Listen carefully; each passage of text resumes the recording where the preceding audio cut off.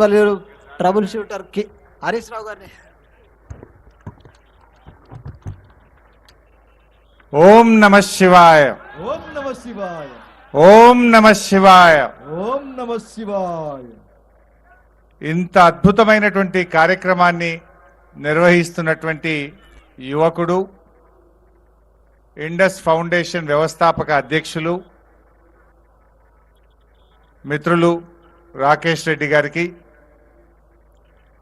ఈ కార్యక్రమంలో పాల్గొంటున్నటువంటి చిల్కూర్ బాలాజీ టెంపుల్ ప్రధాన అర్చకులు గౌరవనీయులు శ్రీ రంగరాజన్ గారు,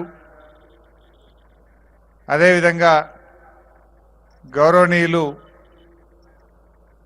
పెద్దలు ఎర్రబెల్లి దయాకర్ రావు గారు, సత్యవతి రాథోడక్క గారు, డాక్టర్ తాటికొండ రాజయ్య గారు, మిత్రులు పల్లా రాజేశ్వర్ రెడ్డి గారు, జైపాల్ రెడ్డి గారు, గడ్డం సమ్మయ్య గారు, అనంత్ శ్రీరామ్ గారు, జొన్నవిత్తుల రామలింగేశ్వరరావు గారు, మరి అదేవిధంగా ప్రణవానంద దాస్ గారు,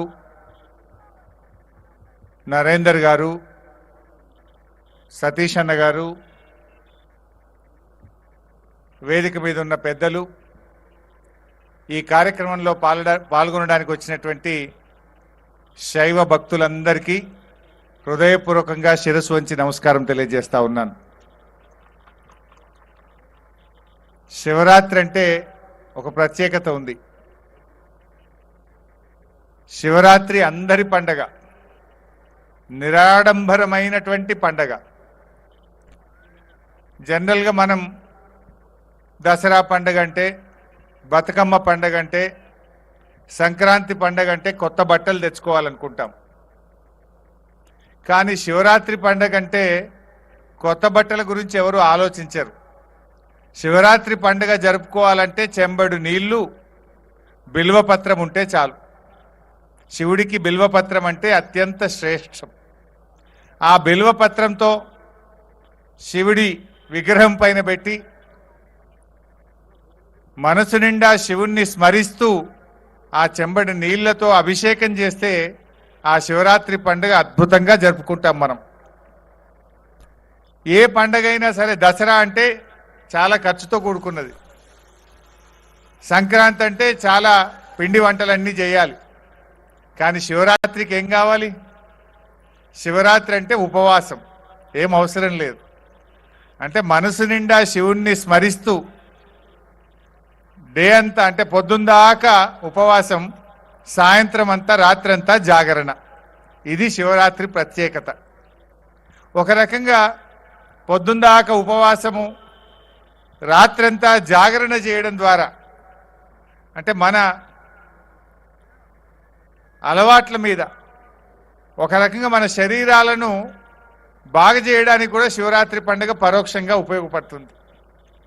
అలాంటి శివరాత్రి పండుగకు వరంగల్ జిల్లాకు కూడా చాలా అవినాభావ సంబంధం ఉంది. ఓరుగల్లు జిల్లా అంటే శైవ తత్వానికి ప్రతీక మన ఓరుగల్ జిల్లా.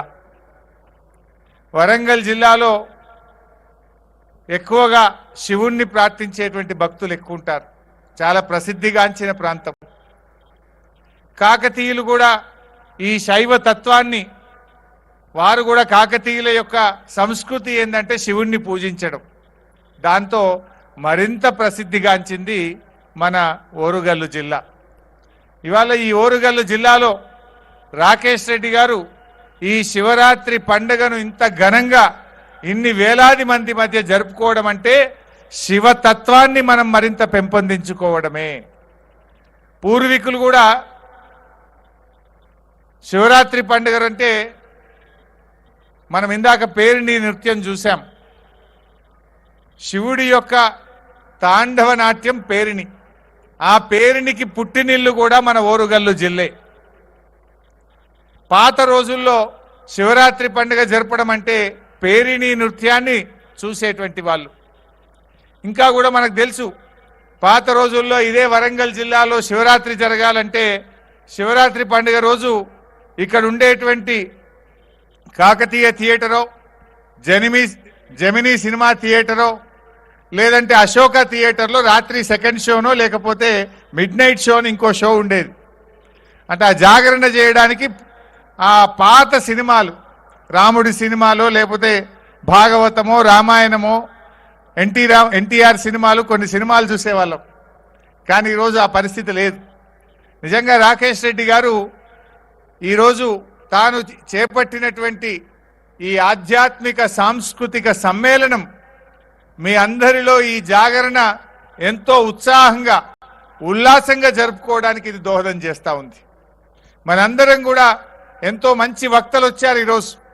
నిజానికి మేము రాజకీయాలు మాట్లాడుతుంటాం, ఇక్కడ రాజకీయాలు అసలే మాట్లాడం. కానీ ఆధ్యాత్మికతను అద్భుతంగా చెప్పే రంగరాజన్ గారి ప్రవచనాలు ఇప్పటిదాకా విన్నాం. రంగరాజనే కాదు, మన జొన్నవిత్తుల రామలింగేశ్వరరావు గారు కానీ అనంత శ్రీరామ్ గారు కూడా చాలా అద్భుతమైనటువంటి వక్తలు. ఇంకా వారందరూ మాట్లాడేది ఉంది కనుక మేము ఎక్కువ ఉపన్యాసాల జోలికి వెళ్ళం. కానీ మనందరం కూడా ఒక్క విషయాన్ని మర్చిపోవద్దు. భగవంతుడు దేవుడి నామస్మరణలోనే మనిషికి విముక్తి ఉన్నది. ఇలా శివుడు ఎంత గొప్పవాడంటే దేవతలకు దేవుళ్ళకి ఏదన్నా కష్టం వస్తే అందరూ శివుని వైపు చూస్తూ ఉంటారు. ఆ మహాశివుడు దుష్ట రక్షణకు శిష్ట రక్షణకు ఆయన మారు పేరు మహాశివుడు. అలాంటి శివుణ్ణి స్మరించుకోవడంలో, ఆ శివుణ్ణి పూజించుకోవడంలో మనందరికీ కూడా మంచి జరుగుతుంది. ఇలా మనిషి ఎన్ని పదవులు వచ్చినా, ఎంత ఆస్తి సంపాదించినా, ఎంత ఎత్తుకెదిగినా కూడా ఆయనలో ఇంకా ఏదో తెలియని అభద్రతాభావం ఉంటుంది, ఏదో భయం ఉంటుంది, ఇంకా ఏదో సాధించలేదనేటువంటి ఇంకా ఏదో మిగిలే ఉంటుంది. కానీ ఎప్పుడైతే మీరు దేవుణ్ణి స్మరిస్తారో, నిండు మనసుతో అన్ని ఏకాగ్రతతో పూర్తి స్థాయిలో ఆ దేవుడి యొక్క స్మరణలో, ఆ భగవంతుడి సేవలో మనం ఉంటామో, అక్కడ దొరికే ప్రశాంతత కానీ, అక్కడ మీ మనసుకు లభించేటువంటి ఉల్లాసం అది ఏ పదవిలో దొరకదు, ఎంత సంపదలో కూడా మీకు దొరకదు. ఎంత సంపద వచ్చినా, ఎంత పెద్ద పదవి వచ్చినా బీపీలు వస్తాయి, షుగర్లు వస్తాయి, ఇంకా ఏదో టెన్షన్ వస్తుంది. ఇన్కమ్ ట్యాక్స్ వాడు వస్తాడో, వీడొస్తాడో, వాడొస్తాడో. కానీ దేవుణ్ణి స్మరించండి, అన్నీ పక్కన పెట్టి ఏకాగ్రతతో ఆ భగవంతుడిని సేవలో ఉండండి, ఏది రాదు, షుగర్ రాదు, బీపీ రాదు. ఆరోగ్యంగా ఎంతో కొత్త ఉత్సాహంతో మనం బయటకు వస్తాం. నెక్స్ట్ డే ప్రారంభం అవుతుంది. ఇంట్లో ఉదయాన్నే మనం చక్కగా పూర్తి కాన్సన్ట్రేషన్తో దేవుడి పూజ చేస్తే ఒక తెలియని మనసులో ఒక ఉత్సాహం ఉంటుంది, తెలియకుండానే మనకు ఒక శక్తి వస్తుంది. అది ప్రతి ఒక్కరం కూడా మనం చేయాల్సినటువంటి అవసరం ఉంది. నిజంగా మొన్న రంగరాజన్ గారి మీద దాడి జరిగితే అందరం కూడా చాలా బాధపడ్డాం. రంగరాజన్ గారు హిందూ ధర్మ పరిరక్షణ కోసం ఆయన భగవంతుడి సేవలో తన జీవితం అంతా కూడా అంకితం చేసినటువంటి మహనీయులు రంగరాజన్ గారు. ఈరోజు వారి మీద జరిగిన జాడిని ప్రతి హిందువు, ప్రతి ఒక్కరం కూడా ఇలా ఖండించి తీరాల్సిందే. మన బాధ్యత. ఇలా రంగరాజన్ గారి లాంటి వాళ్ళను, హిందూ ధర్మ పరిరక్షకుల్ని, అలాంటి అర్చకులను, వారిని కాపాడుకోవడం, వారికి రక్షణగా నిలవడం కూడా మనందరి కర్తవ్యం, మనందరి బాధ్యత. మరి ఈరోజు ఈ కార్యక్రమం ఉదయం దాకా జరుగుతుంది. ఈ మనం కార్యక్రమంలో పాల్గొనడం అంటే ఇక్కడ ఆ దేవుణ్ణి స్మరిస్తూ ఆ శివుడి యొక్క ఆశీస్సులు పొందడం కోసం మనందరం కోరుకుంటూ ఉంటాం. తప్పకుండా ఆ శివుడి ఆశీస్సులతో మీరందరూ కూడా ఆయుర ఆరోగ్యాలతో ఉండాలని, మీ కోరికలన్నీ నెరవేరాలని, మీరందరూ కూడా సంతోషంగా మీ యొక్క జీవితం అంతా ఆనందమయంగా ఉండాలని మీ అందరి పక్షాన శివుణ్ణి నేను ప్రార్థిస్తూ, మరి నాకు కూడా ఈ కార్యక్రమంలో పాల్గొనడం నిజంగా చాలా సంతోషంగా ఉంది.